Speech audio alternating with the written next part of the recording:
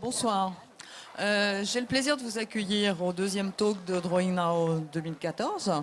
Nous avons souhaité évoquer le sujet des artothèques et des cabinets d'art graphique en Allemagne. Ce sont deux types d'institutions complètement différentes, mais qui ont un rôle assez important pour sensibiliser le public à l'art contemporain, et surtout des institutions qui utilisent beaucoup le dessin, enfin qui le présentent beaucoup plus exactement. Donc ça nous a semblé intéressant de pouvoir rassembler autour de nous, avec notre modérateur préféré, Philippe Piguet, notre directeur artistique.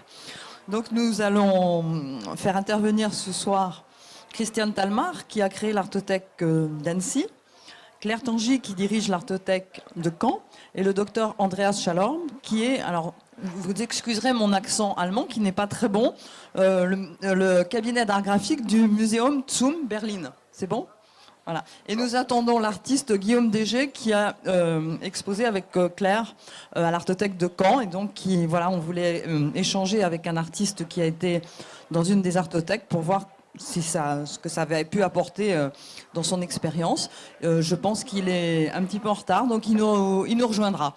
Donc je vous laisse profiter de ce drawing talk autour de la vertu pédagogique des artothèques et des cabinets d'art graphique. Merci, Madame la Présidente. Bonsoir. Donc, en effet, il est intéressant, il me semble, de s'interroger sur la fonction pédagogique et la vertu, nous le souhaitons, de certaines institutions qui sont dans un rapport de proximité avec le dessin. Le dessin, comme on va en parler nécessairement, comme il est porté par cette institution qu'on appelle une artothèque, on va demander assez rapidement à Claire Tangy qu'elle nous rappelle exactement ce qu'est une artothèque, puisque voilà plus de 25 ans qu'elle dirige et a développé à Caen, donc en Basse-Normandie, une artothèque qui est un modèle du genre dans l'Hexagone. Et d'autant que la façon dont elle l'a développé pose toutes sortes de questions dans ce rapport au dessin. Et puis, on est tout à fait effectivement flatté et honoré d'accueillir le docteur Andreas Schallorn parce qu'il dirige un cabinet d'estampes, un cabinet de gravure. Guillaume Dégé, je suppose, on ne se connaît pas. Bonsoir, voilà qui est fait. Sort de cours. C'est merveilleux puisqu'on va parler de vertu pédagogique, ça tombe à point.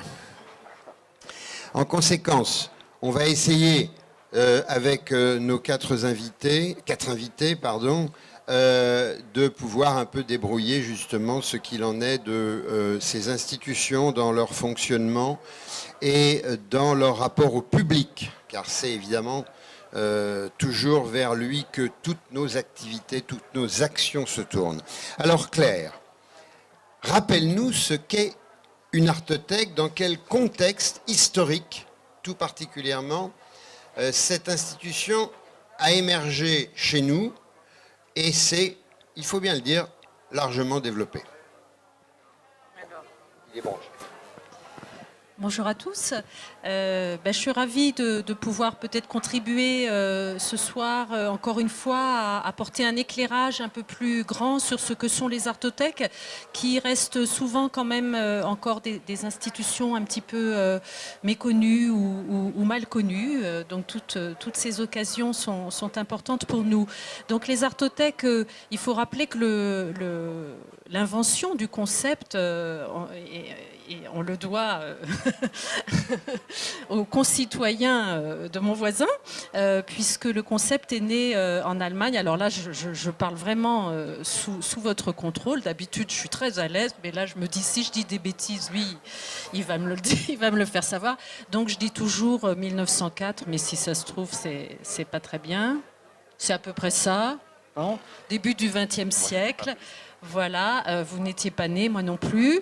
Euh, donc début du XXe siècle en Allemagne. Et ce qui est important de retenir, c'est que c'est vraiment né d'un collectif d'artistes. Donc ça n'est pas une institution, c'est pas un concept institutionnel né d'une volonté politique, par exemple, mais c'est né d'un collectif d'artistes qui, disons, se désespérait de ne pas trouver de débouché à leurs œuvres et de les voir peut-être s'entasser dans les ateliers sans être partagés, sans être vécus par le public, et qui ont donc décidé de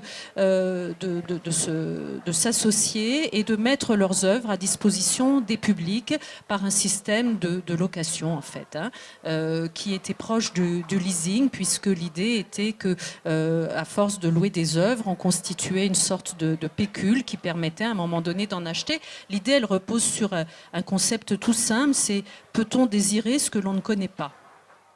A priori, non, c'est un peu difficile d'avoir envie d'une orange si on n'a jamais vu une orange, si on ne sait pas quel goût ça a. Voilà. Donc l'idée, c'était vraiment de permettre aux concitoyens de ces artistes-là, aux contemporains de ces artistes-là, de faire l'expérience de l'œuvre, de vivre avec les œuvres au quotidien, dans un temps et dans une intimité propre à la réception. Et puis, ce concept s'est développé en Allemagne entre les deux guerres mondiales. Il s'est répandu notamment dans le nord de l'Europe après la Seconde Guerre mondiale. Et en France, il faut attendre 1968 pour connaître la première artothèque qui se crée au Havre, toujours sous une forme aussi associative, émanant d'artistes. Et puis ensuite, pour connaître les artothèques telles qu'on les connaît aujourd'hui, je parle ici des artothèques de service public, pour qu'il n'y ait pas d'ambiguïté. Donc pour connaître les artothèques telles qu'on les connaît en France aujourd'hui, il faut attendre le début des années 80, et donc le ministère de Jack Lang, qui en fait se saisit de ce concept et reprend à son compte un peu cette histoire, et propose aux collectivités locales, et d'ailleurs ce sera les communes qui vont essentiellement répondre à cette invitation, donc de créer des artothèques, puisque par définition sont des institutions qui doivent être au plus proche de la population. Donc une quinzaine d'artothèques vont être créées dans les années 80. C'est à ce moment-là que celle d'Annecy se crée, tout comme celle de Caen. Et au contraire des FRAC qui ont eu un statut complètement différent, une répartition à parité entre l'État et les régions, et un maillage très très régulier du territoire français, puisque c'est un FRAC par région. Là, l'initiative va être laissée aux collectivités, donc le maillage est plus irrégulier. Il y a des régions où on en trouve beaucoup, comme la région Rhône-Alpes, et des régions où on en trouve peu ou pas. L'intérêt ensuite de cette, on va dire, de cette zone un petit peu pour le dire très clairement, voilà, l'État n'a pas accompagné très très longtemps les artothèques, s'y intéresse de nouveau aujourd'hui, mais les a très très peu accompagnés. On va dire que 2-3 ans après leur création, c'était fini, l'État ne s'y intéressait plus. Alors moi, je suis plutôt optimiste et positive, donc j'y vois en fait la source pour nous d'une assez grande liberté, d'une souplesse très très grande, qui, n'ayant pas cette contrainte institutionnelle forte qu'on aurait pu avoir ou voulu peut-être avoir à ce moment-là, ça nous a néanmoins permis d'inventer des structures complètement, et de les faire coller au territoire dans lequel on était, et à des projets que nous portions.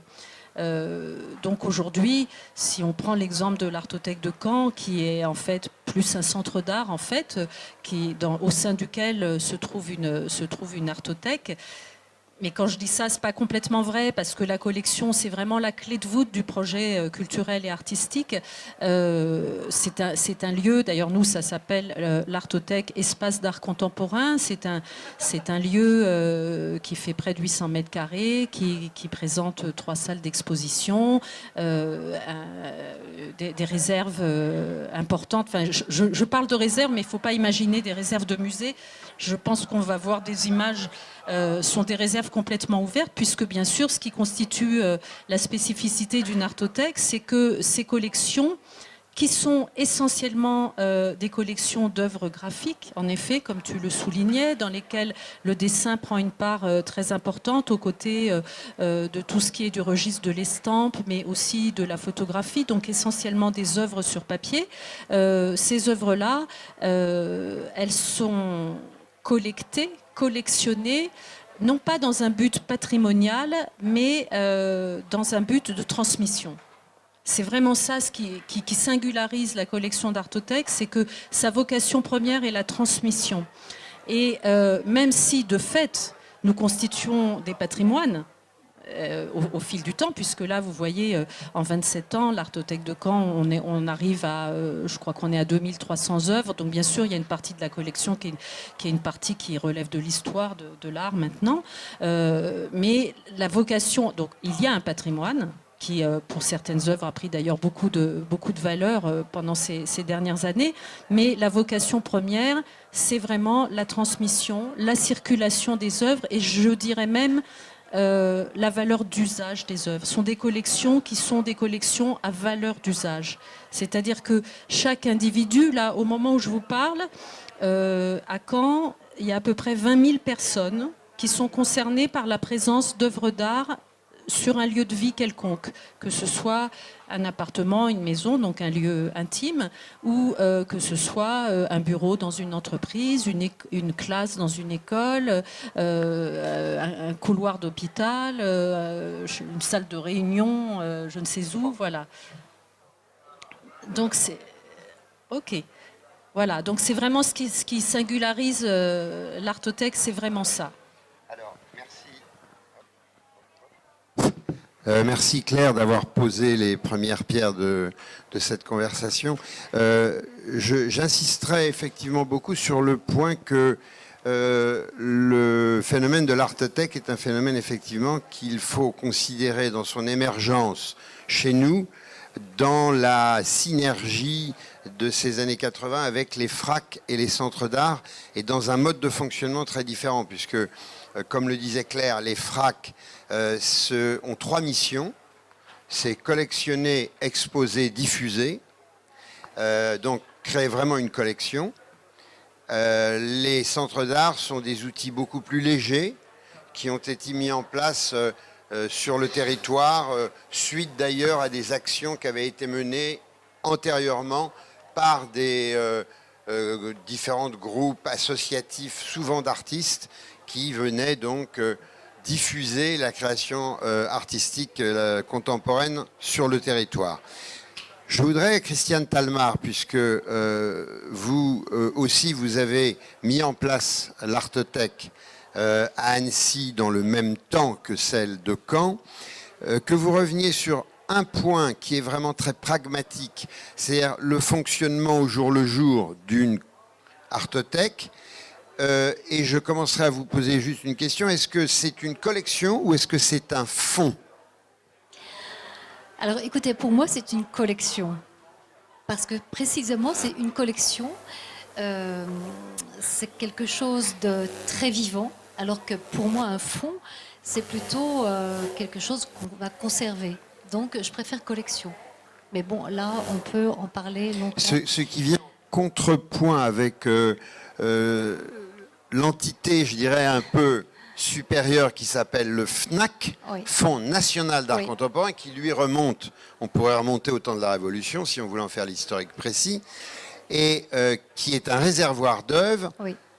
lesquelles sont destinées à orner les palais de la République, venir compléter les collections de certaines institutions muséales en région ou ailleurs, et puis servir aussi sous forme de prêt dans des collections. Donc ce n'est pas tant ça un objet, le mot fond, qui est endormi. Oui, non, effectivement, dans ce cas Alors que précis, collection, il y a Oui. plus une ligne peut-être, soit dans une période donnée de l'histoire de l'art, soit par rapport à un thème. non. Oui. Les œuvres d'une artothèque telle qu'à Annecy, si vous le placez dans le contexte d'une collection, c'est qu'il y avait une direction particulière. À la base, il y avait effectivement une collection particulière, c'est-à-dire qu'on voulait représenter l'art contemporain c'était daté depuis les années 50, 60, et que effectivement, nous avons acheté régulièrement des œuvres qui représentaient les grands courants artistiques de l'époque. Ensuite, effectivement, nous avons ouvert les portes à des jeunes créateurs de plus en plus souvent. Je pense que toutes les artothèques ont eu cette démarche-là. Et cette collection est vraiment vivante puisqu'on ouvre les portes à beaucoup, beaucoup d'expressions différentes. Et alors, sur le plan d'un fonctionnement quotidien, comment cela se passe-t-il? Je suis un individu qui habite à Annecy. Comment cela se passe-t-il? Comment je fais? Comment je peux prendre connaissance même qu'il y a une artothèque? Voilà. Donc l'artothèque d'Annecy, donc on va prendre cet exemple-là, est implantée dans une bibliothèque très active au sein même de la ville et de la communauté d'agglomération.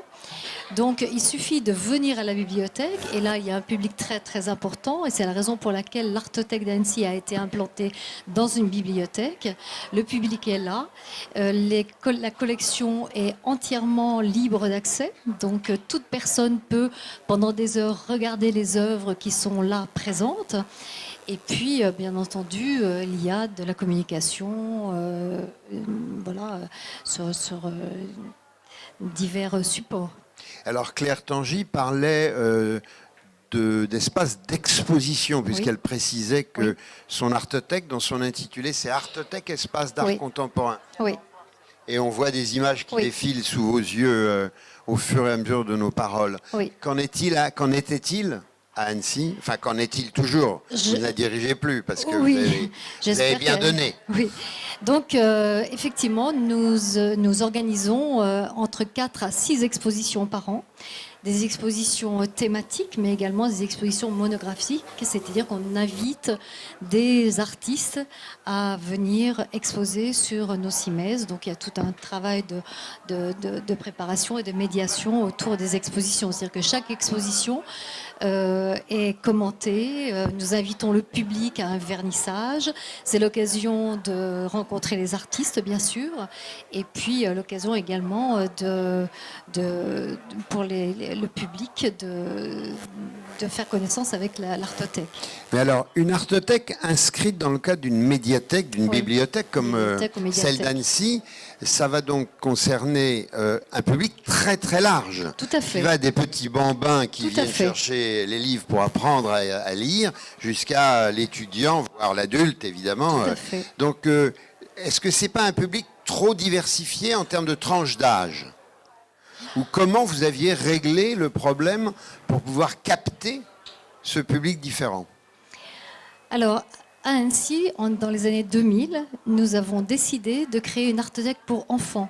Et c'est une artothèque pour enfants. Pour enfants. C'est-à-dire que c'est une singularité par rapport aux autres artothèques en France. Du moins, je n'ai pas connaissance qu'il y ait eu de nouvelles créations. Mais nous avons créé une artothèque pour les enfants.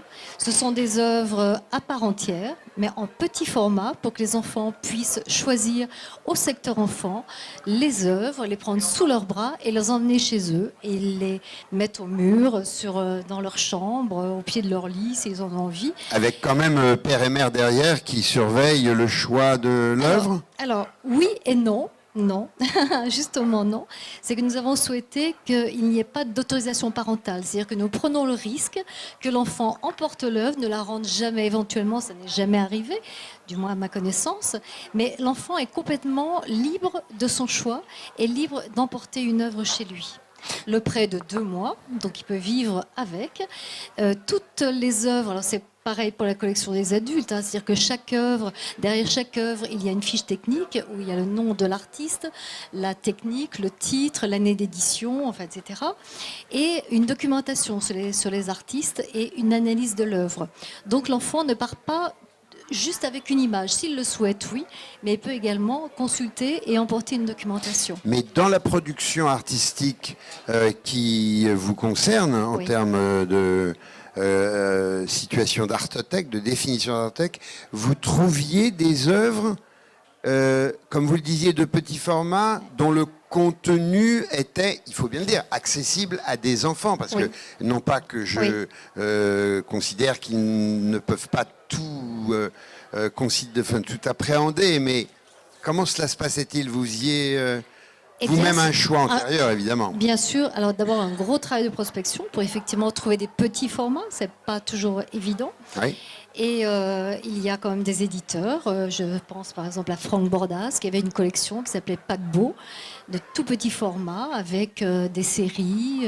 Voilà, donc il y a eu un gros travail. Et puis cette collection, contrairement à la collection adulte, qui elle a été élaborée par rapport à un ancrage à l'histoire de l'art. La collection pour enfants, elle tient compte des préoccupations de l'enfant. Hein. Ça peut être la lettre, les contes, la lecture, leur milieu, enfin voilà, leurs préoccupations immédiates. D'accord. Voilà. Ça peut être aussi la ligne, la couleur, et puis il y a beaucoup d'animations autour de cette collection. Alors, une question encore pour parler du cas d'Annecy. Le fait d'être inscrit dans une bibliothèque, est-ce que c'était un avantage de votre point de vue par rapport à une situation comme celle de Claire Tangy, qui, elle, était dans un lieu propre, spécifique, c'est-à-dire sans la circulation dont parlait Claire tout à l'heure, des visiteurs, enfin des usagers, pardon, de la bibliothèque. Oui. Est-ce que vous pensez que c'était un plus, que c'était un moins? Quels sont les avantages et les inconvénients de votre point de vue? Alors je vais faire une réponse de Normand. C'est Oui. oui et non. Donc effectivement, dans une bibliothèque, le public est très présent. Hein, et c'est un public attentif. Dans une bibliothèque, nous avons également une collection de livres sur l'art. On a plus de 4000 livres d'art, dont 1500 à peu près sur l'art contemporain.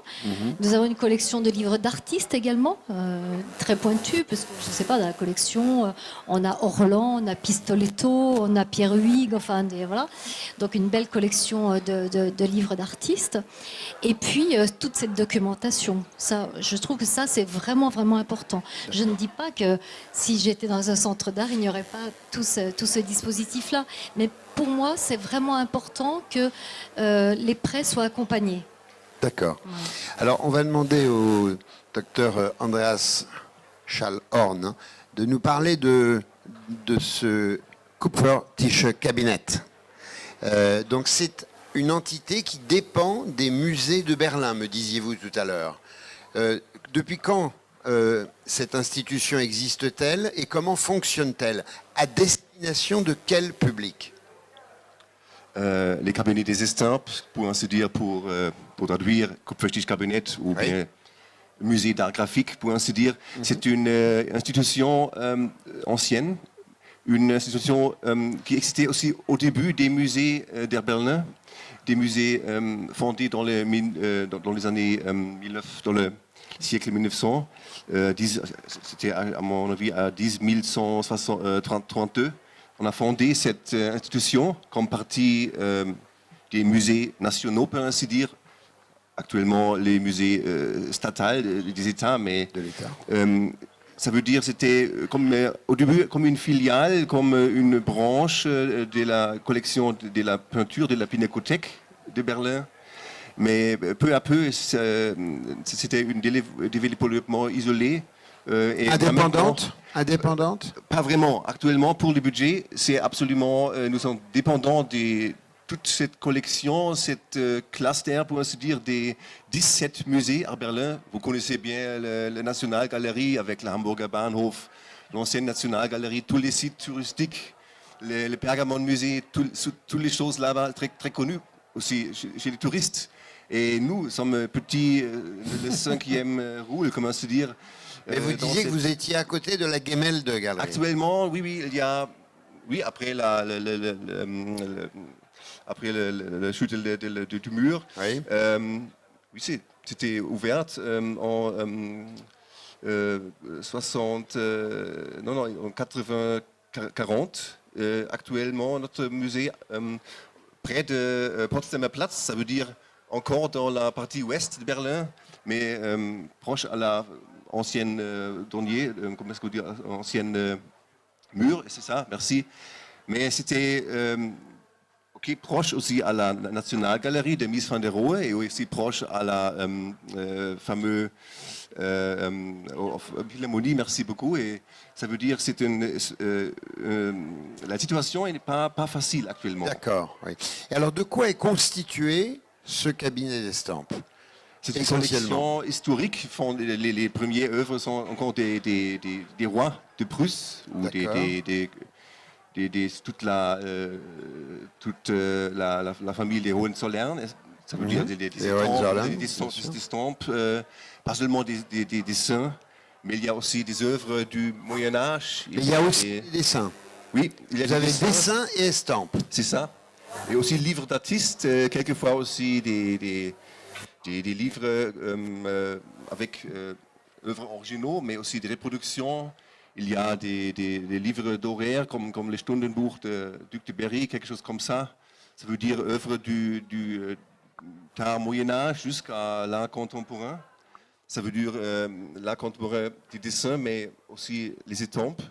Mais il y a une spécialité dans l'histoire de collectionner des œuvres d'art contemporain, des dessins d'art contemporain, parce que au début, ça veut dire dans le 19e siècle, c'était le travail, c'était l'idéal de la Nationalgalerie, ça veut dire la Pinakothek, de collectionner aussi des dessins, parce qu'on est collectionné la peinture, et en même temps, on voulait avoir aussi des dessins des artistes récents comme Menzel, c'était dans le 19e siècle, c'était absolument récent. Et pour le Kupferstichkabinett, on a dit c'est seulement la collection des dessins anciennes, des Dürer, toutes les choses Rembrandt, il y a une collection énorme, et les estampes. Et il y a, disons, 30 années, jusqu'à là, c'était toujours la Nationalgalerie qui a collectionné les dessins récents, l'art contemporain dans les médiums de dessin. Et c'était dans les années 87, on a décidé de donner toutes les collections de dessins récents, actuels, de la Nationalgalerie au Kupferstichkabinett. Ah, vous avez récupéré un lot alors important. Ah oui, mais c'était aussi une chose un peu décevante parce qu'on a trouvé que les collègues préféraient collectionner des... Oui, ils n'avaient pas collectionné exactement ce que vous auriez... Il y a des lacunes maintenant. Il n'y avait pas de Baselitz, par exemple. Ah, il n'y oui. avait pas de Beuys. Il n'y a pas des... Le directeur il a collectionné des grandes œuvres des Américains comme Ornette Newman ou bien Bryce Marden, mais seulement pour la peinture. Si vous recherchez des dessins, rien du tout. Et maintenant, c'est trop tard. Oui. Et, c'est toujours une collection, c'est toujours l'histoire des échecs et des succès, de la politique. C'est ce qui fait la spécificité des pas le budget pour les artothèques, si c'est toujours stable ou c'est quelque chose qui va changer. Et Mais alors, le fonctionnement du cabinet d'estampes qui est le vôtre, il est très différent du fonctionnement des artothèques. Vous ne prêtez pas. Je veux dire au privé. Oui, absolument. C'est vrai, même pas aux galeries. Quelquefois, il y a des galeries commerciales qui veulent avoir des prêts Et pour des expositions. Vous ne prêtez pas non plus aux galeries presque ponctuellement, quoi. Non, une fois dans 100 cas, mais c'est presque jamais. Donc c'est uniquement dans un réseau institutionnel. Oui, absolument. C'est à des causes des valeurs des œuvres et des choses de la sécurité. Et comme ça, c'est le problème quelquefois aussi pour les artistes. Il y a des artistes qui donnent des œuvres à nous dans le musée et 3 mois plus tard, ils disent « Ah, j'ai une exposition à Hambourg, donne-moi mes œuvres. » Et nous devons dire « Ah, il faut faire un contrat, il faut faire le transport avec des caisses spéciaux, etc. etc. » Et ils disent eh, « C'est mon œuvre. » D'accord. C'est quelquefois c'est un peu compliqué pour la diffusion et la distribution parce que il faut avoir de l'argent, il faut demander 9 mois en avant. Mais vous le disposez- contraire des artothèques. Ouais. C'est C'est l'inverse. C'est Ça l'inverse veut dire total. que- Mais vous disposez d'espaces d'exposition temporaire. Vous en organisez combien par an? Ne- En gros. Il faut dire que moi, je ne suis pas le directeur de ces musées, je suis un des 5 curateurs, 5 conservateurs, je ne sais pas comment on dit. Nous avons aussi des collègues qui travaillent sur l'œuvre de Dürer ou l'autre pour le 19e siècle. Bien sûr. Ça veut dire que moi, je fais une exposition l'année, Par an. par an, c'est ça. Et quelquefois, il y a dans la National Gallery, il y a un petit espace où nous faisons aussi des petites expositions avec l'œuvre de notre collection, les mêmes dans la Gemälde Galerie. Il y a aussi un espace où on peut montrer des empreintes de Dürer, etc. Mais normalement, moi, je fais une exposition de l'art contemporain. Quelle est la dernière exposition d'art contemporain que vous ayez faite dans le cabinet? La dernière, c'était, on peut peut-être quelques On va fois peut-être voir, apercevoir, ça tourne. Hein. C'était une exposition thématique sur un sujet et basée sur notre collection. Ce qui est très important pour moi, c'est de collectionner avec pas trop d'argent, mais il y a des possibilités, mais de ne pas cacher ce qu'on a. Oui. Il y a beaucoup de musées qui font des expositions et disons avec 100 œuvres, mais ils ont dans notre collection seulement 5 œuvres. Il faut demander le reste des autres collections, des autres musées. Ça veut dire que tout l'argent va dans les transports, et les assurances, des choses comme ça. Bien sûr, il peut faire des choses magnifiques, mais pour faire connu au public ce qu'on a collectionné, Oui.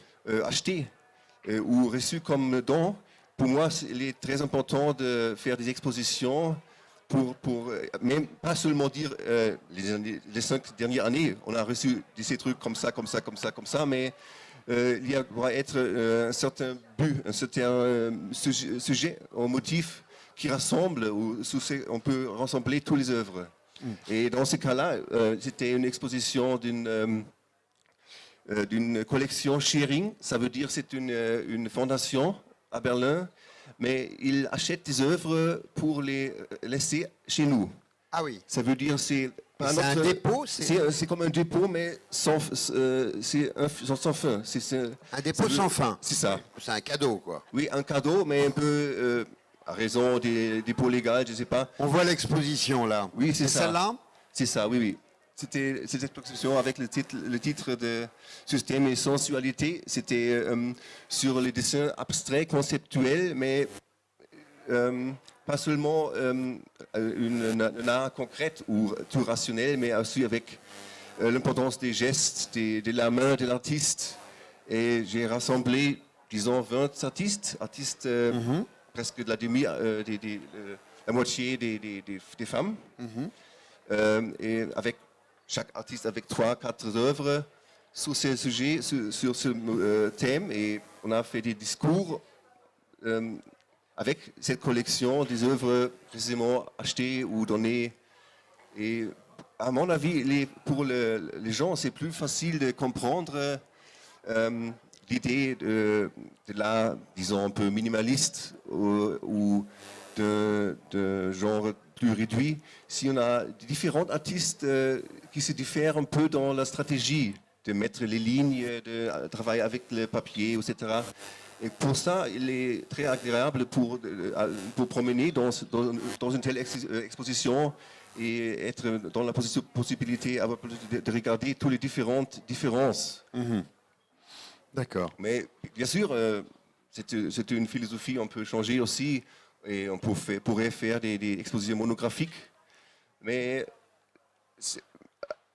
la réalité est que moi, je peux faire seulement une exposition, par an. Oui. Et les autres collègues veulent faire aussi des expositions. Bien et sûr. comme ça, il faut se concentrer, se partager. Et, Je vais me tourner vers vous, Guillaume Desgé, qui est artiste et présent ici à la galerie Sémiose. Et donc, je crois savoir, vous avez travaillé avec Claire, n'est-ce pas, mais je crois savoir aussi que vous êtes actuellement commissaire, curateur d'une exposition à Strasbourg autour de Gustave Doré, dans une mode un peu contre-exemple de l'exposition du musée d'Orsay. J'ai cru entendre dans des vents coulis qui me sont venus à l'oreille. Est-ce que vous pouvez nous parler un petit peu justement de la façon dont vous avez pu travailler avec Claire et quel intérêt vous avez, vous, en tant qu'artiste, d'avoir eu cette collaboration, et puis aussi nous dire un mot, évidemment, de l'exemple. J'ai pas pris beaucoup de notes, mais C'est pas grave. J'ai un ticket de métro et je pense que ce que Claire a dit, qui me paraissait central, c'est la valeur d'usage. Et je pense qu'effectivement, comme vous disiez sur vos collections, on montre ce qu'on a. Et ce qui est important, c'est la matérialité des œuvres, que des gens puissent clairement accéder. C'est-à-dire qu'on imagine dans toutes les chambres de jeunes filles un poster de Magritte, et ça commence à devenir fatigant. Il y a des œuvres réelles. Le micro un peu plus près. Pardon, il y a des œuvres. Voilà, parfait. La notoriété étant récente, j'ai pas l'habitude de parler à un micro. Et donc la valeur d'usage est ce que nous avons fait à Strasbourg. Alors je vais répondre exactement sur ce que nous avons fait à Strasbourg. Nous avons mis en écho plusieurs types d'œuvres autour des premiers travaux de Doré qui sont assez mal connus, qui sont ses premiers romans en estampes. Alors la question n'était pas de faire la énième exposition sur Doré, parce que j'en profite qu'il y ait peu de gens, qu'il n'y ait pas trop de gens du musée d'Orsay pour dire que je suis un peu plein de doutes sur la peinture de Doré, que je trouve un peu lourdingue. Vous n'êtes pas le seul, il me Je ne semble. pense pas être le seul, surtout que Doré est quand même le contemporain exact de Manet. Mais par contre, ses œuvres graphiques du début, c'est-à-dire ce qu'il fait entre 15 et 21 ans, c'est-à-dire la partie rimbaldienne de Doré, est extraordinaire. Donc c'était amusant de reprendre les trouvailles de Doré de la même époque, de le mettre en résonance avec Petitbon, Ernesté, avec Willem qui est venu.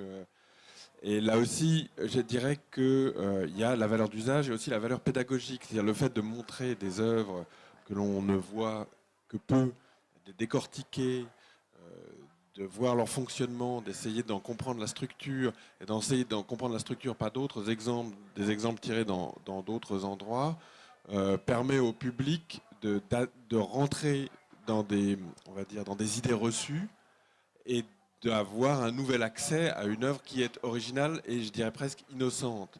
C'est-à-dire que Doré, quand il invente ses premières formes de romans en estampe, est le seul à faire ça, le seul à inventer ça, et c'est la raison pour laquelle il ne continue pas, parce que ça fait pas chic de faire des histoires drôles aussi démentiellement conçues. Donc après, il rentre dans cette grande tartouille assez lourdingue. Voilà, je le dis franchement, j'espère qu'on n'est pas enregistré. J'essaye à chaque fois que j'en parle d'être discret, mais enfin bon, il rentre dans cette espèce de grande peinture. Or là, dans ses premières œuvres, il est dans une vraie forme d'innocence et dans une vraie invention. Et bon, voilà, sur Doré. Mais pour revenir pédagogiquement, lorsqu'on amène des originaux à des étudiants, parce qu'il se trouve que je suis aussi enseignant à Paris et à Strasbourg, lorsqu'on amène des œuvres originales à des étudiants, la réaction est tout de suite plus vive.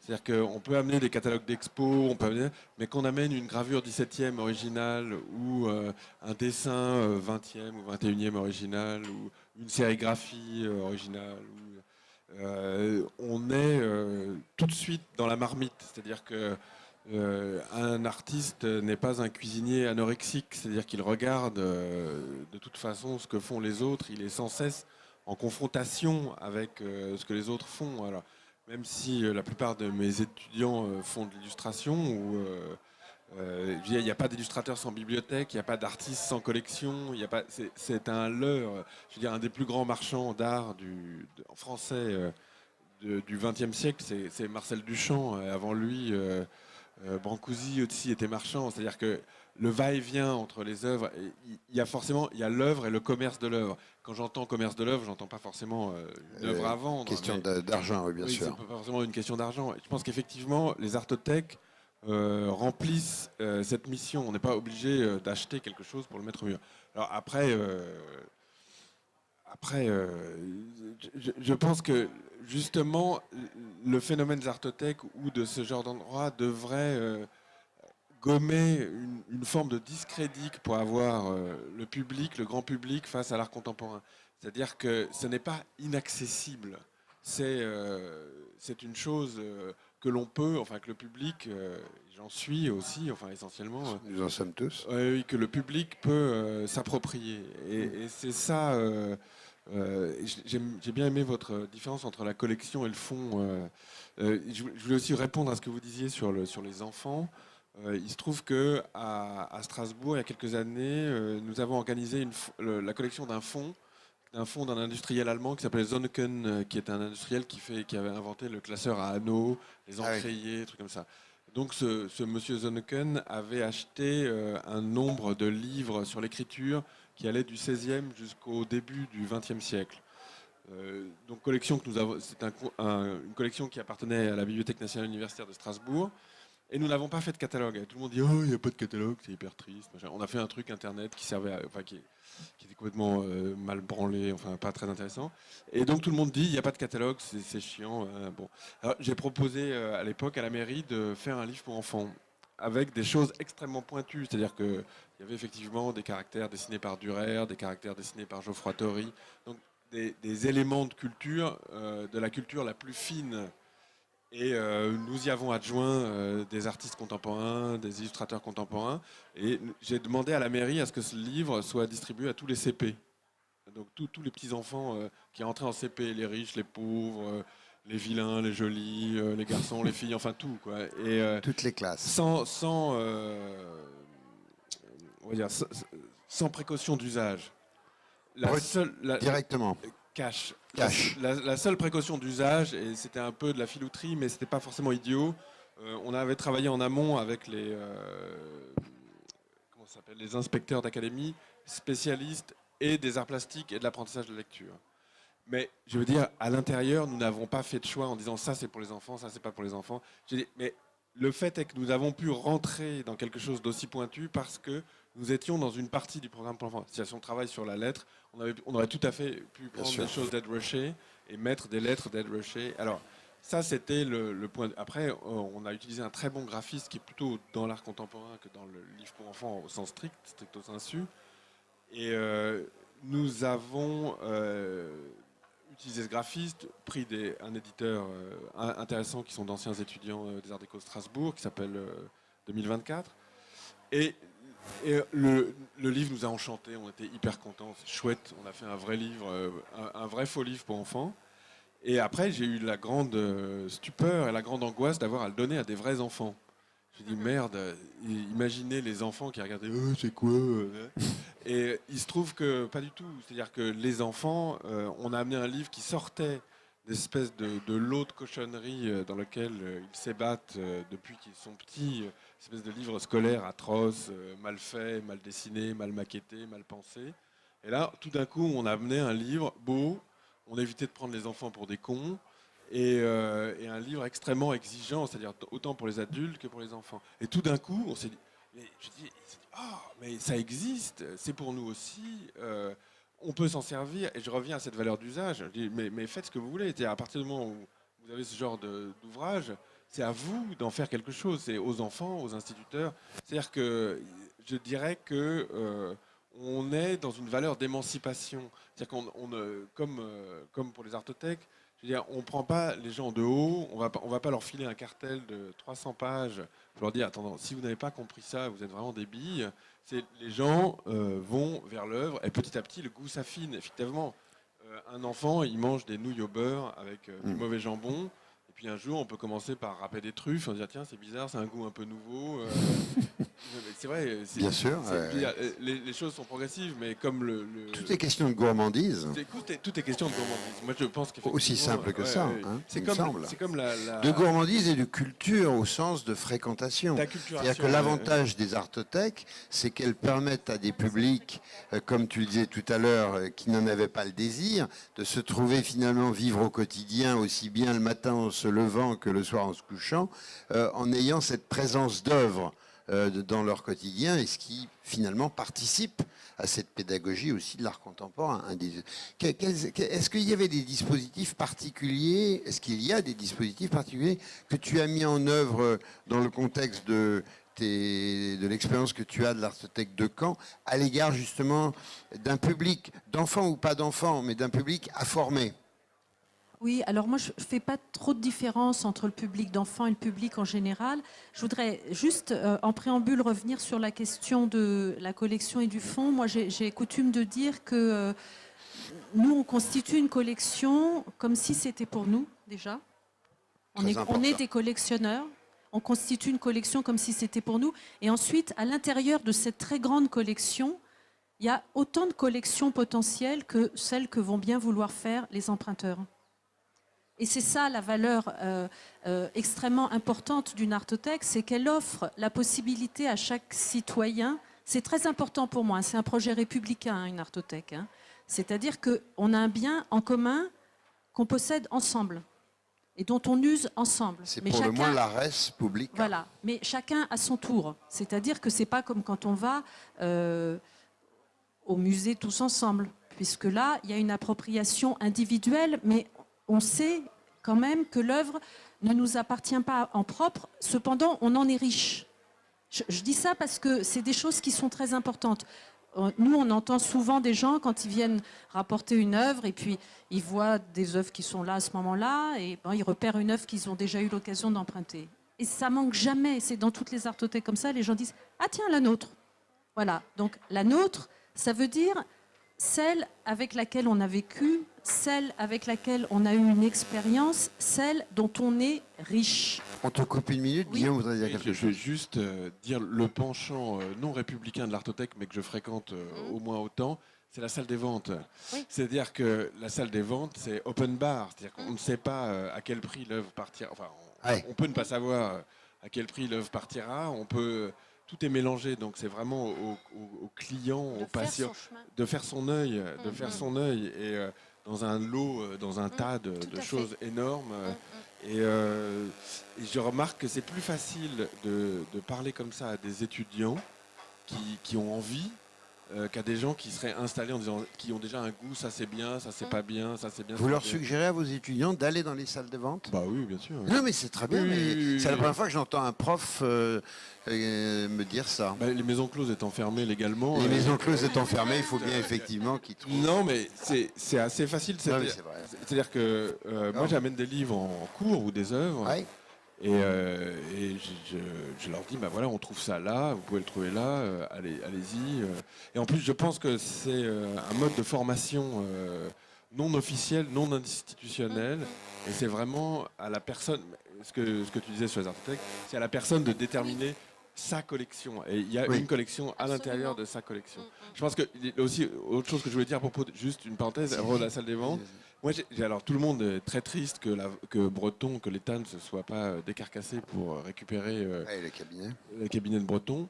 En même temps, moi je pense, alors c'est vraiment institutionnalophobe ce que je vais dire, mais je pense que Breton a choisi dans un flux un nombre d'œuvres et que ce flux s'est agrégé à un moment donné chez lui. Et ben voilà, Breton est mort, le flux recoule à l'extérieur. Et à chaque personne de reprendre. Alors évidemment, il y a des œuvres qui sont allées dans l'institution après, mais la circulation des œuvres, en l'espèce, c'est très amusant. Parce que figer Breton dans sa... Oui, dans ce moment-là, oui.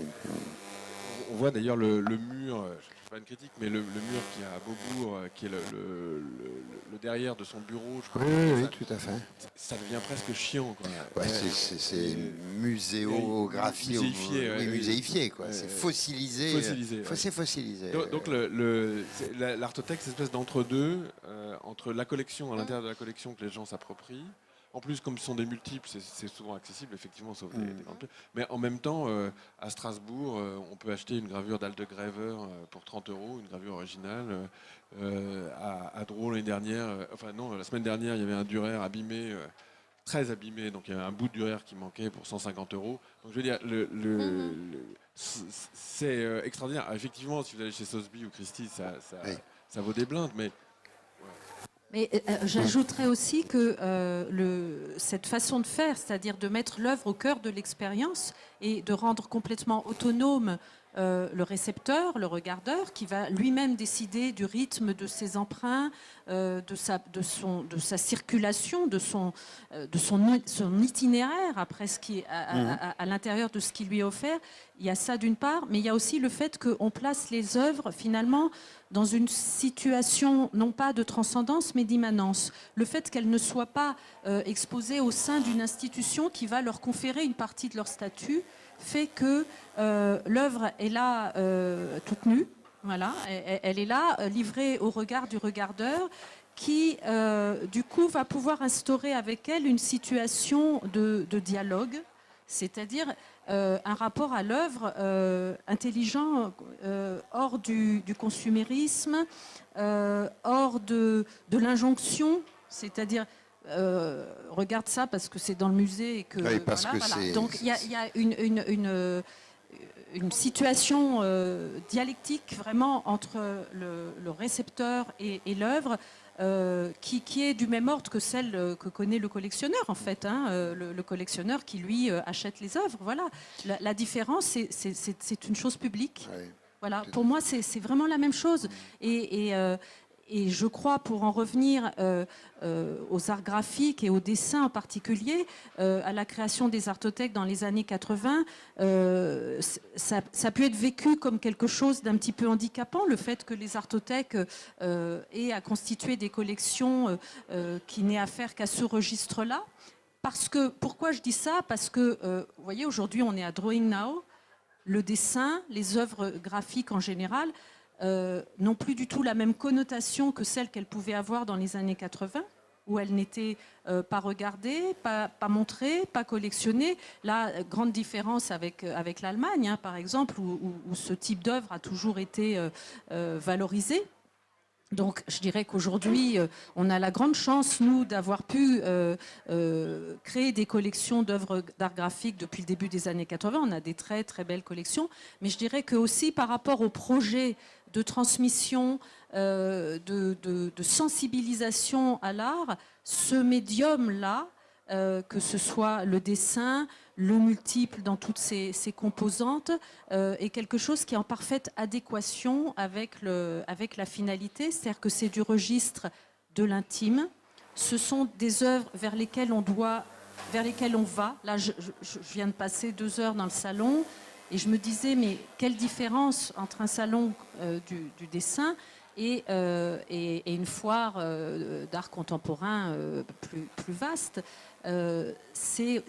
J'observais les gens. En fait, il faut s'approcher. C'est la proximité. Voilà, c'est quelque chose d'intime, c'est quelque chose qui nécessite qu'on se rende disponible. On n'est pas happé. C'est un art de myope. C'est un art de myope, oui. Absolument, voilà. Et donc, tout comme le collectionneur s'octroie du temps avec les œuvres, voilà, l'artothèque offre aux récepteurs du temps et de l'intimité pour vivre une expérience avec les œuvres.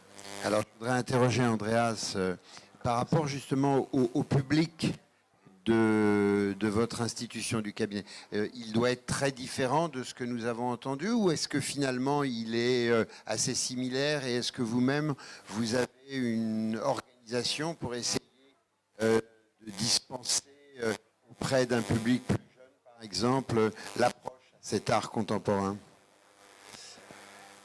C'est un peu compliqué d'expliquer parce que pour les buts pédagogiques, pour ainsi dire, il y a le département dans les musées, il y a des pédagogues, est-ce qu'on dit ça, qui sont responsables pour tous les programmes, pour tous les projets dans tous les musées de Berlin. Et dans la Pinakothek, dans la Gemäldegalerie, il est plus facile de faire quelque chose avec des enfants. Il peut s'asseoir sur le fond et peut, je sais pas, c'est plus facile de communiquer avec la pointure parce qu'avec des dessins. Donc, nous avons une salle, study room, une salle pour étudier des œuvres, et on peut venir presque chaque jour de la semaine, de 9h à 4h l'après-midi, pour regarder. Chaque personne peut aller, s'il y a une carte d'identité, pour regarder des œuvres. Mais pour les enfants, c'est un peu compliqué. Parce qu'il y a des œuvres directement sans verre, son cadre. Il y a deux collègues de Essen et aussi de Basel, ils connaissent ça aussi. Il faut être un peu exclusif, mais pas parce que ce n'est pas une chose d'arrogance, mais une chose de sécurité. Mais dans ce cas-là, avec cette exposition, système et sensualité, il y avait une autre option de communiquer les contenus et l'art avec un concert, une performance, pour ainsi dire, parce qu'il y avait un groupe de dessins qui, à la même, était une partiture, une composition. Et comme ça, j'ai fait un rendez-vous avec l'artiste, le dessinateur, pour ainsi dire, l'artiste qui a fait les dessins, et aussi l'interprète, une femme qui jouait la viole, est-ce que c'est ça? Oui, oui. Et dans ce cas, c'était une chose très, très personnelle parce que la composition, c'était une semaine dans la vie de cette femme qui, à la fin, a joué une semaine de sa vie. Ah oui. Mais filtrée par l'artiste elle a fait des notations chaque jour. Aujourd'hui, j'ai mangé à 7 heures et maintenant je suis malade et je dois aller pour travailler à Cologne avec les ICE et je suis fatigué, etc. C'était très privé. Comment est-ce qu'on dit un Tagebuch? Un journal. Oui. Merci, Un journal merci. intime. Un journal intime. C'était très intime. Quelquefois, il a filtré un peu. Cet artiste, William Engelen, un artiste néerlandais, il a fait un choix des informations et transposé ça dans une partiture qui est un dessin humain comme un art libre, mais aussi une composition, une partiture, est-ce qu'on dit ça? C'est ça, pour faire de la musique. Et dans ces cas-là, il y avait aussi des jeunes gens dans le public. Et c'était très, très proche de comment comprendre la genèse d'un dessin et aussi d'un morceau de musique. Mais il est vrai que nous ne pouvons pas être si ouvertes pour tous les jeunes gens. Quelquefois, il y a des pédagogues qui disent qu'il faut faire un coin dans l'exposition un peu plus loin, au dehors de l'exposition, pour faire travailler avec du papier, couper, gratter, etc. Un atelier, quoi. Et on peut aller dans l'exposition, s'inspirer et rentrer dans une autre salle. Mais c'est toujours une autre approche, parce que c'est toujours le mur, c'est l'espace d'exposition, la diffusion, comme dans une artothèque, le prendre à la maison, c'est pas possible. Mais quand même, c'est plus important d'être un espace d'échangement avec des artistes, des auteurs, des œuvres, avec autres artistes. C'est comme un lieu pour discuter avec des étudiants, mais pour les jeunes gens, c'est plus compliqué. On pourrait faire ça, mais ce n'est pas ma faute à moi. D'accord. Claire, par exemple, à l'Artothèque de Caen, la fréquentation, tu la chiffres à quelle hauteur et quelle est la proportion dans cette fréquentation d'un public jeune? Est-ce que tu as à peu près une estimation de cela? Donc, alors, pour vous donner une idée, comme je le disais en préambule, là, au moment où on parle, là, il y a 20 000 personnes qui sont concernées par la présence d'œuvres. Donc, ça ne veut pas dire qu'il y a 20 000 emprunteurs, mais ça, c'est un... Tu veux dire qu'il y a 20 000 abonnés?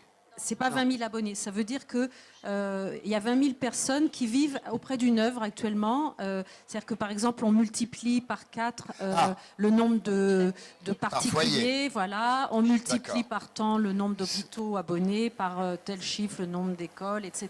Voilà. Donc pour vous donner une idée, on a un total, comme je le disais tout à l'heure, de 2200 œuvres environ. Il n'y en a jamais plus de 2 à 300 à l'Artothèque. Donc ça veut dire que tout le reste est extérieur. On fait un petit peu plus de 6000 prêts par an. Hein.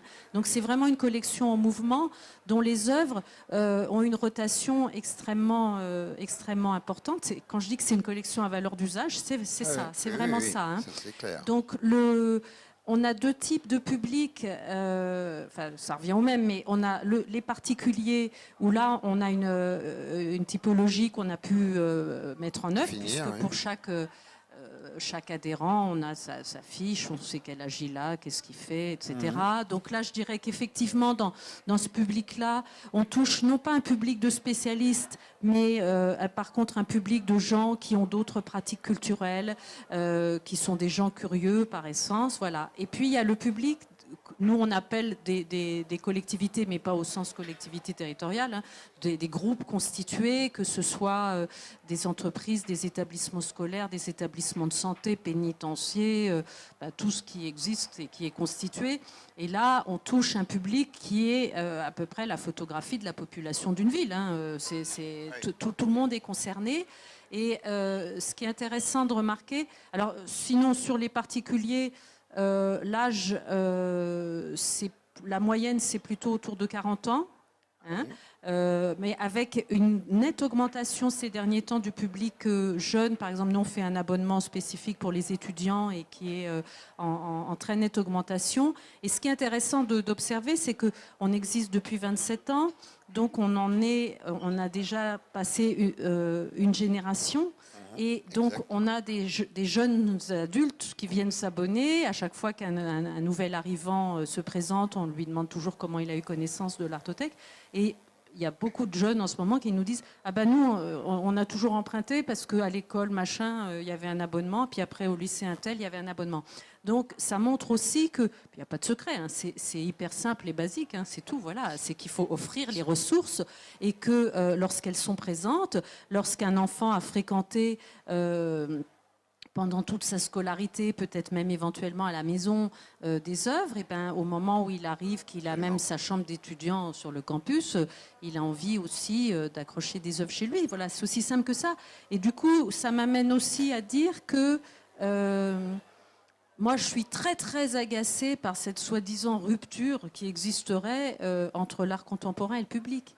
Ça, c'est pas vrai, quoi. Voilà. Il faut le dire, c'est tout. Ça n'existe pas.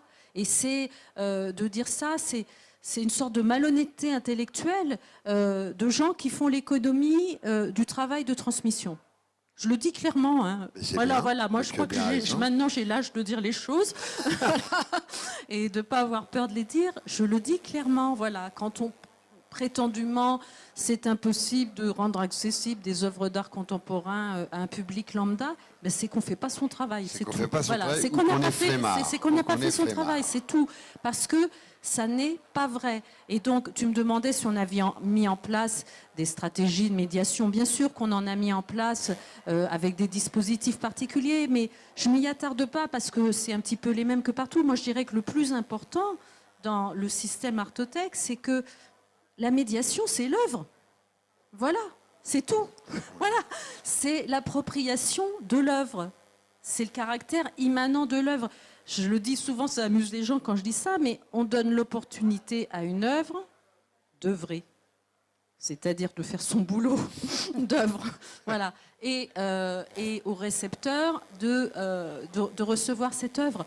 On réunit les conditions, à la fois en constituant une collection et en la rendant disponible, et aussi en étant nous-mêmes, c'est très très important, toute l'équipe extrêmement disponible pour accompagner chaque emprunteur, parce que là, on accompagne les gens à la carte. Voilà, on observe ce que font les gens. C'est-à-dire qu'on voit que Monsieur Duchemol, tiens, ça fait, je dis n'importe quoi, hein, mais ça fait, il a pris là, il avait pris Buraglio, puis là, il a pris Viala. Bon, là, je date un peu, puis que là, cette fois-ci, il a pris en taille et tout. Bon, à un moment donné, alors ça, c'est aussi pour dire que les gens, même ceux qui arrivent en disant « Oh là là, ben nous, on n'y connaît rien, je vais y aller au coup de cœur ». Ils disent ça, les gens, hein, je vais y aller au coup de cœur. C'est-à-dire qu'ils disent « Je vais y aller avec ma sensibilité ».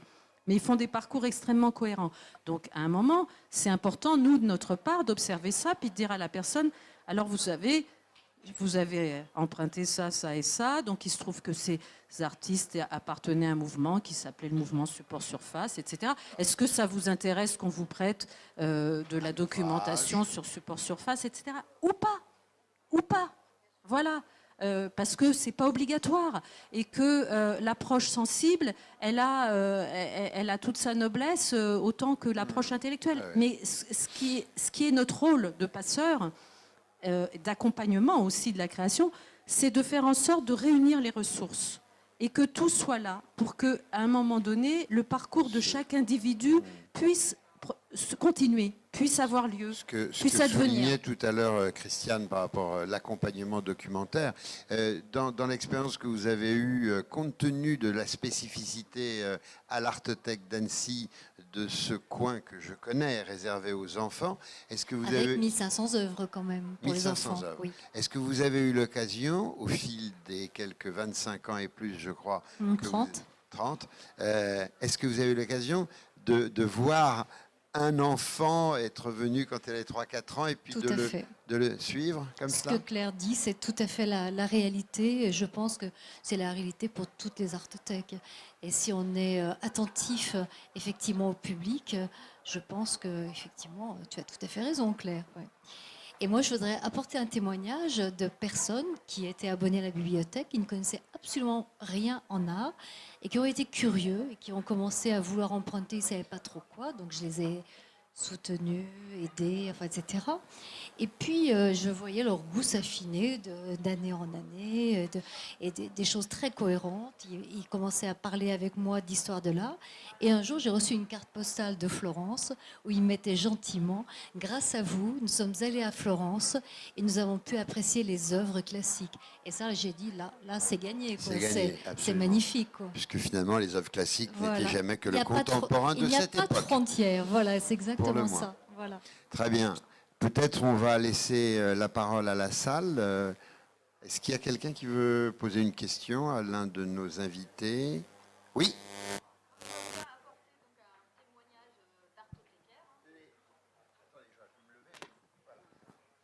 Bonjour, Béatrice Béat, donc artothèque de Ouest-Provence, Miramas, Istres, Fosse et Port-Saint-Louis. Et donc aussi une collection dès 1983 donc, qui a été créée et où je peux tout à fait... alors moi j'étais aussi à l'artothèque d'Auxerre, donc artothèque aussi dans un musée, donc j'ai pu comparer les deux formes d'artothèque.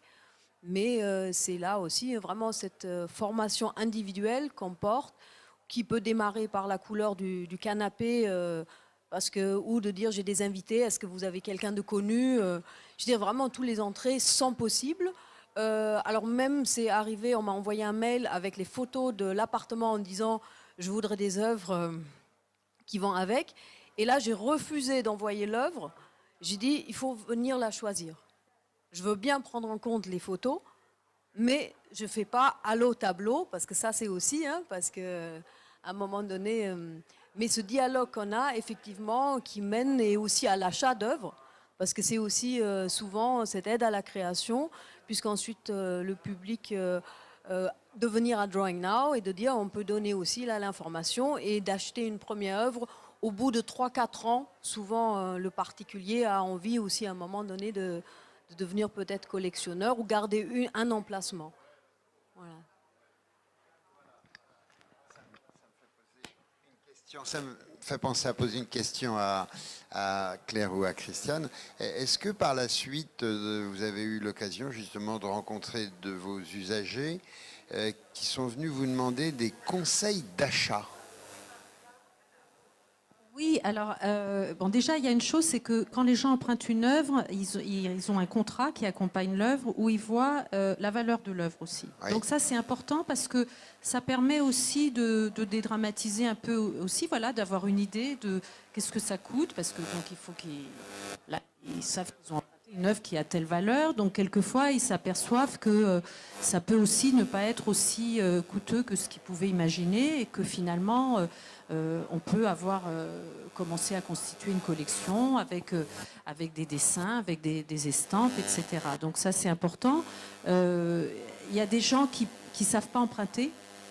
Donc ils vont avoir emprunté, vont acheter, ils veulent la garder, quoi. Donc ceux-là, voilà, ceux-là, on les voit un peu, ils viennent voir nos œuvres, puis ils disent mais tout ce que j'ai emprunté, j'ai toujours envie d'acheter. Donc il y a eu des gens à qui on a tout de suite dit ça c'est un multiple, ça tombe bien, donc contactez l'artiste, ou voilà. Vous avez emprunté cette œuvre qui est une œuvre unique, on va vous mettre en relation avec la galerie, avec l'artiste, etc. Il y a des gens qui... Alors, il y a une autre partie qui est... sais pas ce que je fais là, mais il y a une partie qui est intéressante et qui est développée dans certaines artothèques, c'est qu'on a développé une politique d'édition d'œuvres multiples. Et que l'on intègre à la collection, mais aussi que l'on propose à la vente à nos emprunteurs. Et c'est parfois l'occasion d'un premier achat. Et à travers cette collection, cette politique d'édition, nous, on a une ligne éditoriale un peu particulière qui vraiment va essayer d'explorer cette question de la valeur d'usage des œuvres. Donc, je pense par exemple à un travail qu'on a fait avec Joël Hubaut. Lui, il a fait une nappe en toile cirée. Alors, quand je dis valeur d'usage, c'est valeur d'usage, voilà. Donc, c'est une œuvre. Il se trouve que cette œuvre est une toile cirée, est une nappe. Mais c'est une œuvre. Mais il se trouve que cette nappe est une œuvre. Je ne sais pas dans quel sens le dire, mais voilà. Donc, voilà. Donc, ça, voilà. Donc, ce qui est intéressant quand je disais qu'on accompagne le public, mais on accompagne bien sûr aussi les artistes. Et tout ça se fait de façon concomitante. C'est-à-dire que dans le projet artistique et culturel d'une artothèque, il n'y a pas de hiérarchie à dire, bon, ça c'est noble, c'est la partie accompagnement des artistes, puis bon là, c'est la médiation parce qu'il faut bien en faire. Hein. Non, c'est pas comme ça. C'est indissociable en réalité. Et donc, effectivement, ce projet culturel de sensibilisation des publics, il va pouvoir aussi venir nourrir des préoccupations d'artistes. Donc, c'est ce qu'on essaye de faire à travers notre politique d'édition d'œuvres. Montrer aussi, et c'est en ça que la question du multiple qui a été introduite dans les artothèques dès le début, elle est assez intéressante, c'est-à-dire de cette œuvre média. C'est-à-dire qu'un ticket de tramway de Colin Thiébaut, ben, c'est aussi important qu'une œuvre grande, unique ou je ne sais pas quoi. Parce que ce qui est important là, c'est le processus de création, c'est l'intention, c'est ce qui est mis, c'est l'adéquation entre l'intention et la forme plastique que prend l'œuvre au bout du compte. Voilà. Donc tout ce secteur-là, on l'explore beaucoup. En tout cas, nous, c'est ce qu'on essaye de faire à Caen, mais c'est le cas de certaines artothèques aussi, de façon à opérer des allers-retours sans arrêt entre ce mode de fonctionnement qui est de faire advenir l'œuvre, en fait, simplement. C'est comment l'œuvre advient au monde et comment elle est appréhendée, usée, utilisée et parfois usagée. Au bout d'un moment, au bout d'un moment cette aussi, valeur d'usage voilà. l'a fait advenir. Voilà, tout à l'heure j'avais ça sur le, voilà, ça, elle était là tout à l'heure, Christine Crozat. C'est pas Ah oui. moi qui l'ai fait, je le montre volontiers, c'est pas moi qui l'ai édité. C'est un bloc-notes, hein, voyez, pour prendre des notes. Et c'est là, celui-là, c'est Christine Crozat. Voilà, ce genre de choses-là, Voilà. c'est pas compliqué à soutenir ça et à faire ça et à les mettre en vente à aussi. fait. Voilà, et d'un seul coup. On écrit sur des œuvres d'art. Absolument. Aussi. Ou alors on le garde et puis on regarde les œuvres et voilà. Mais toutes ces choses-là, c'est vraiment ce qu'on essaye d'explorer dans les artothèques. Et c'est pour ça que je dis que le projet, en général, on dissocie le projet artistique du projet culturel. Pour moi, on ne peut pas le dissocier. C'est la même chose. Donc, est-ce qu'il y a par ailleurs, je suis en train de m'interroger là-dessus, je ne sais pas si dans les artothèques on peut trouver éventuellement des services de table, qui sont des services de table, qui sont des œuvres faites par les artistes et qui sont des multiples qui existent. Il y a celui de Sophical, par Oui, exemple. oui, non, mais est-ce qu'ils sont dans les artothèques? Oui, alors nous, on a acheté, Voilà. par La nappe exemple, de Le Sophical, service oui, de table oui, de Bernardo, par exemple. Oui, non, Ou là... d'un autre éditeur. Là, c'est un manque de place, en fait, aussi, Ouais. par rapport à l'objet. Parce que c'est d'un usage Mais bien très sûr, important. et des elle parlait têtes de- d'oreiller aussi, de Françoise Cardon, par Oui, exemple. par exemple. Voilà. D'accord. on a aussi la nappe de Françoise Cardon, Voilà. sur Calamity Jane. Bon, voilà. Hmm. Mais Christophe Cousin est là. Christophe, oui. Donc, Il a émigré là-bas, on va Christophe. parler des tapis Ah oui, de moquettes de Christophe Cusin qui sont dans l'Artothèque et de Caen et qui ont fait suite à une commande publique faite par la ville de Caen pour l'hôtel de ville. Et il y a donc un grand tapis de moquettes qui a été réalisé pour le réfectoire de l'abbaye aux hommes. Et puis ensuite, il y a eu un certain nombre de modules de ce tapis qui ont été fragmentés de façon à... Je ne sais plus, c'est le format de tes tableaux antérieurs. Voilà, j'ai pas entendu. 185-135. Et donc, on a un certain nombre de ces tapis voilà, qui circulent chez les gens. Alors, les gens nous apportent aussi des photos. Pareil pour la nappe de Joël Hubaut. Ça prolonge l'œuvre aussi, parce qu'à un moment donné, les gens vont dire, voilà, moi, quand j'avais le tapis, j'ai fait ça, j'ai invité des gens, ou avec la nappe, on a invité les voisins, on a mangé sur la table, etc. Et puis nous, à la fin de l'année, on Ils invite... vous rendent un spoéri à la fin, c'est ça? Voilà, c'est ça. Non, mais ça Oui, nous ça est pourrait être ça arrivé. avec Sophie Gall, parce que c'est le régime chromatique, donc effectivement, cas, ça pourrait être ça. Il semble bien que la façon dont ces artothèques sont usagées par le public, finalement, rejoint dans mon esprit la façon dont la commande publique est elle-même productrice de liens sociaux. Je trouve que c'est très important comment l'usage que font ces personnes et puis toutes les relations que vous pouvez entretenir avec l'usager. Et entre les usagers eux-mêmes, Christophe, je ne sais pas si tu te souviens, on avait organisé une expo qui s'appelait Servez-vous, voilà, où les gens, donc, on présentait les dernières acquisitions, on fait ça un peu chaque année, les dernières acquisitions de la collection. Donc les gens étaient invités à repartir avec une œuvre et à laisser en échange un portrait d'eux. Donc en fait, au fur et à mesure que le temps passait, se substituait aux œuvres la présence des emprunteurs, voilà. Et donc on avait demandé à Christophe, puisque en fait ça générait une œuvre au fur et à mesure aussi, on avait demandé à Christophe de travailler sur quelque chose qui allait remplacer l'œuvre en dehors de la petite photo épinglée. Donc là il s'agissait d'aplats colorés avec lesquels Christophe a l'habitude de travailler. Une gamme chromatique avait été élaborée par lui. Et donc, chaque œuvre était remplacée par un aplat coloré, mis au point par voilà, un fantôme de couleur, et puis au sein duquel on venait installer le portrait de l'emprunteur. Et puis à la fin, on a fait une sorte de grand banquet dans la salle avec tous les gens qui étaient en photo, c'est-à-dire les emprunteurs, les artistes dont les œuvres étaient devenues des fantômes, et nous. Et en fait, je dirais que c'était les artistes qui étaient les plus intimidés. Hein et que les gens se sont... Alors nous, on se disait, on aura fort à faire, va falloir qu'on fasse du lien entre tout le monde, personne ne se connaît trop. Mais finalement, ça se fait tout seul, parce que les gens... Ah, mais vous empruntez depuis quand? Mais vous avez eu telle œuvre? Ah oui, mais tiens, nous aussi... voilà, et ils se mettent à parler des œuvres, de la façon dont ils ont vécu avec, etc. Donc c'est une forme de lien, oui. Effectivement. Et je reviens dessus parce que pour moi c'est important, surtout en ce moment. C'est un projet politique. Puisque c'est un projet citoyen. C'est un projet citoyen, c'est un projet républicain. Et pour moi, cette dimension-là, je la revendique vraiment totalement, quoi. Bien. Est-ce qu'il y a encore des questions dans la salle? Oui. Est-ce qu'il y a dans les artothèques des renseignements pour les emprunteurs? Comment on montre une œuvre? Parce que nous, chez les musées, on craint toujours, par exemple, quand on a une aquarelle, qu'il y a trop de la lumière. Et après quelques années, il n'y a plus d'aquarelle. Ça, c'est bien pour les artistes. Oui, C'est une œuvre qui disparaît, c'est une autre œuvre à acheter. Donc oui.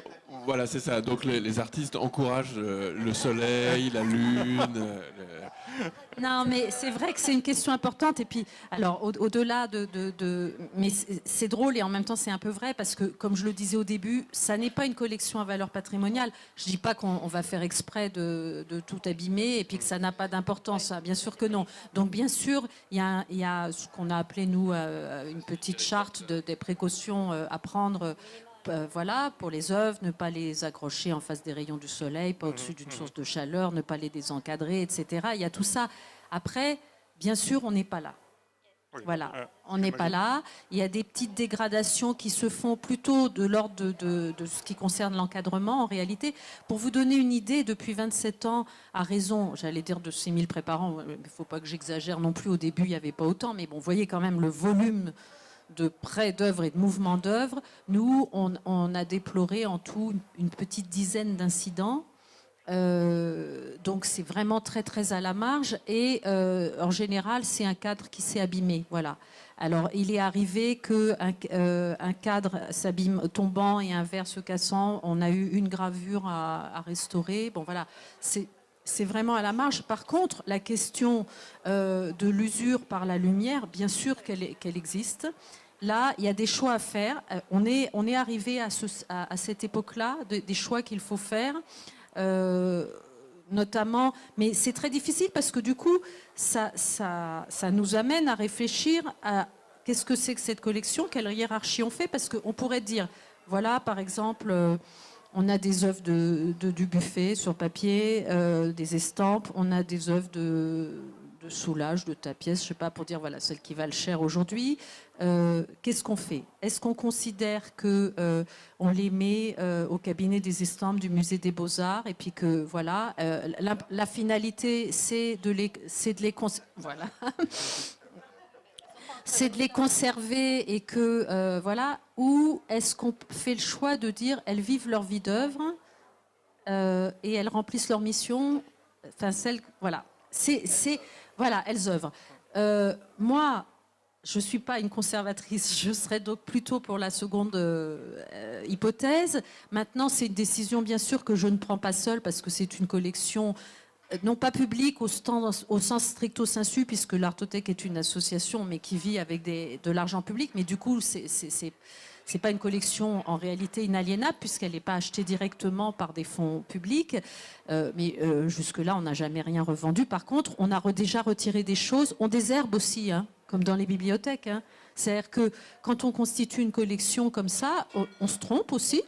Hein, moi, je le dis, voilà, il y a des œuvres qui peuvent, voilà, au bout d'un moment, finalement, ne pas apporter tous les espoirs qu'on y mettait ou ne pas présenter tant d'intérêt que ça. Donc, voilà, qu'on va ranger un certain temps.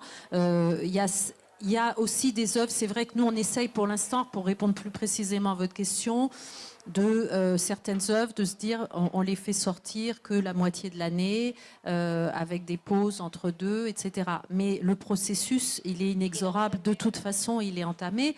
Et donc, la question fondamentale, elle reste entière. Alors, moi, je vais en parler avec mon conseil d'administration. On en parle un petit peu à chaque fois.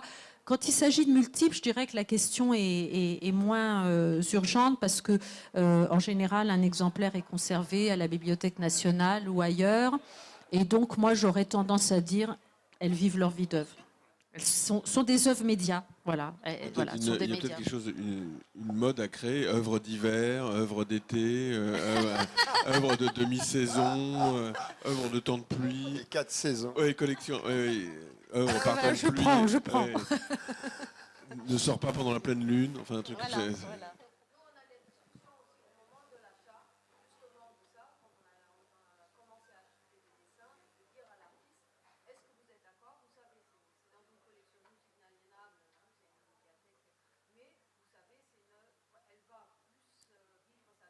Oui, que si elle est.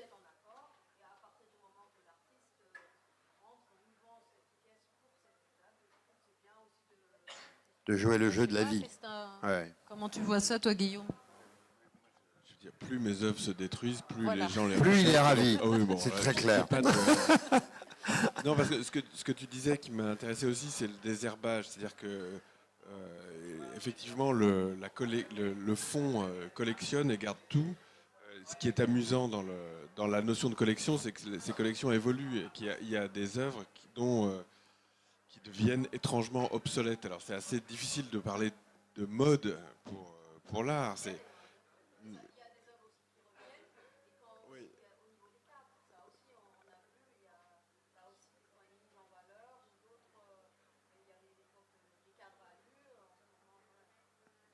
Oui,